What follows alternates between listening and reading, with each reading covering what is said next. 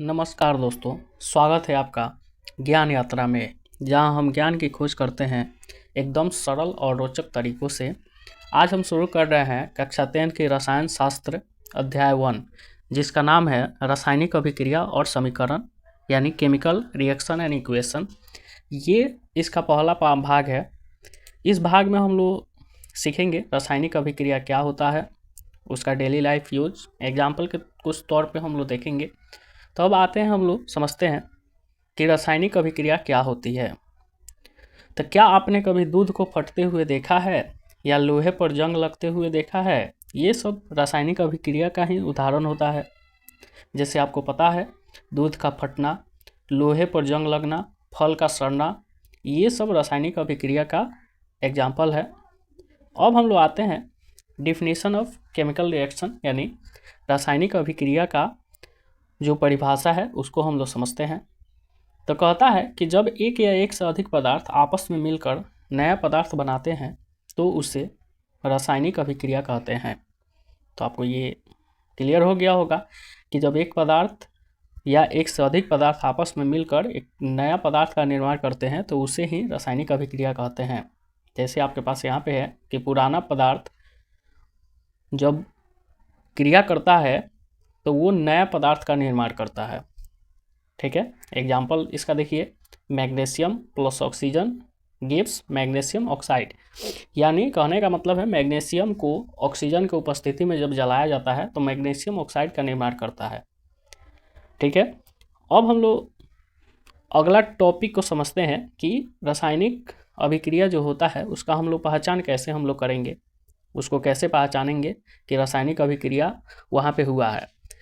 तो देखिए, रासायनिक अभिक्रिया को पहचान करने का कुछ नियम होता है, कुछ रूल होता है। इसको हम लोग देखते हैं। सबसे पहला, गैस निकलती है अगर, तो वहाँ पे रासायनिक अभिक्रिया हुआ है। ताप में परिवर्तन, यानी ताप बढ़ता है या घटता है, तो वहाँ पे रासायनिक अभिक्रिया हुआ है। रंग बदलता है, तो वहाँ पे रासायनिक अभिक्रिया हुआ है। और छेप का बनना, और छेप अगर बनता है तब भी वहाँ पे रासायनिक अभिक्रिया हुआ है। गंध आती है, यानी गंध में परिवर्तन भी होता है, तो वहाँ पे रासायनिक अभिक्रिया हुई है। तो ये 5 को प्रकार टाइप्स है जिसके जो अगर किसी भी रासायनिक कहीं पे हो रहा है तो इसका मतलब वहाँ पे रासायनिक अभिक्रिया हो रही है, यानी इसका पहचान हो गया रासायनिक अभिक्रिया का। ठीक है, तो अब हम लोग समझते हैं कि डेली लाइफ एग्जाम्पल, यानी डेली लाइफ एग्जाम्पल के तौर पे रासायनिक अभिक्रिया को हम लोग समझेंगे। तो देखिए, हमारे आसपास रासायनिक अभिक्रिया रोज होती है। जैसे खाना पकाया जाता है तो उसमें भी रासायनिक अभिक्रिया होता है। सांस लेना, फल सड़ना, मोमबत्ती का जलना, ये सब क्या होता है? रासायनिक अभिक्रिया का उदाहरण है डेली लाइफ में। ठीक है, तो ये चीज़ है।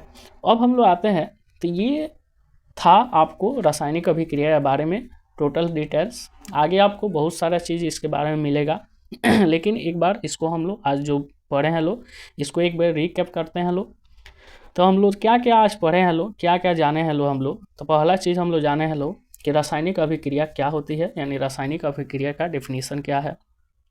दूसरा चीज़, उसकी पहचान कैसे करते हैं, यानी उसका पहचान हम लोग देखें कि कैसे कैसे उसका पहचान करते हैं।